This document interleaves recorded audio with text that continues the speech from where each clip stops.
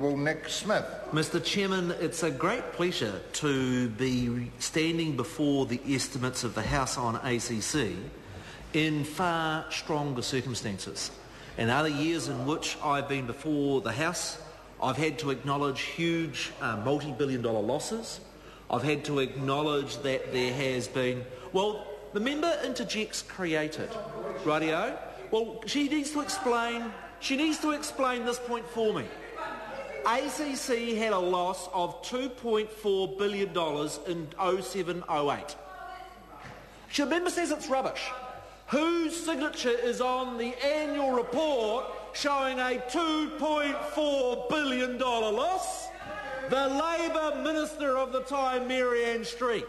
So for Sue Moroney and Steve Chadwick to say that it's not true, are they saying that Mary Ann Street signed false accounts?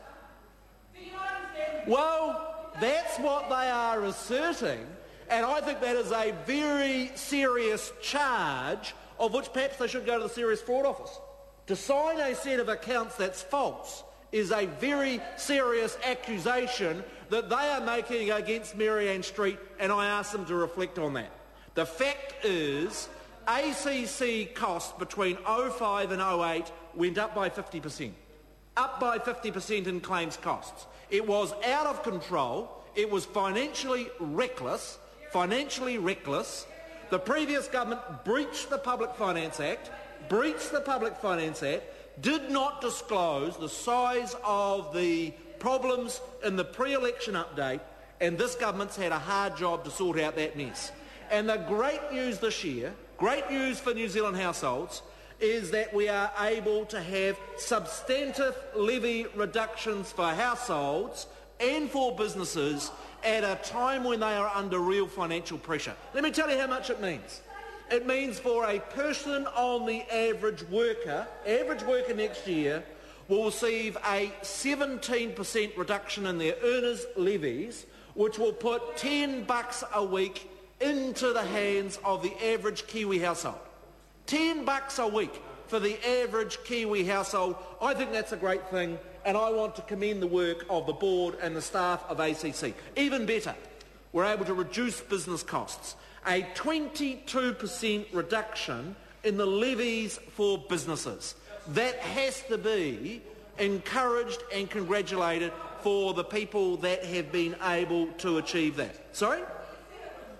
Well, exactly, it was. When you had the reckless financial management, let me tell you how bad it was. When Labour was in charge, ACC lost $4.8 billion in just 1 year. 4.8. The member says interjects investments. Now, I'm happy to bet her the best bottle of Nelson wine that of that $4.8 billion loss, do you know how much was lost in investments? Zero.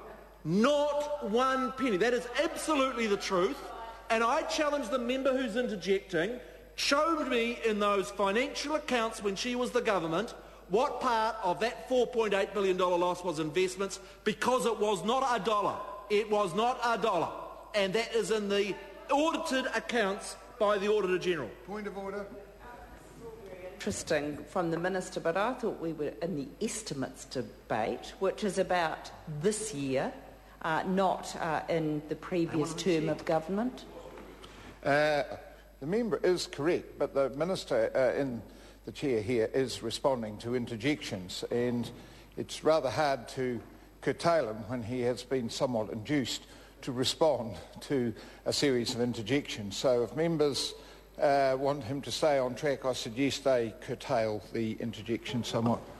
A point of order, Honourable Clayton. I think with respect, Mr Speaker, if you review the tape, you'll find that the Minister, before any interjections actually occurred, opened his speech recasting history rather than dealing with the estimates, and then interjections followed after that. So the Minister broke standing orders immediately as he spoke, and I'd ask you to bring him back to the estimates. Yeah, I think that's also a fair comment, so I'd ask the member to address the estimates. Mr Speaker, these estimates provide for the ongoing huge improvements in the rehabilitation within ACC, because the real key that we need to do if we're to make progress is to make sure that we get people back to work as quickly as possible.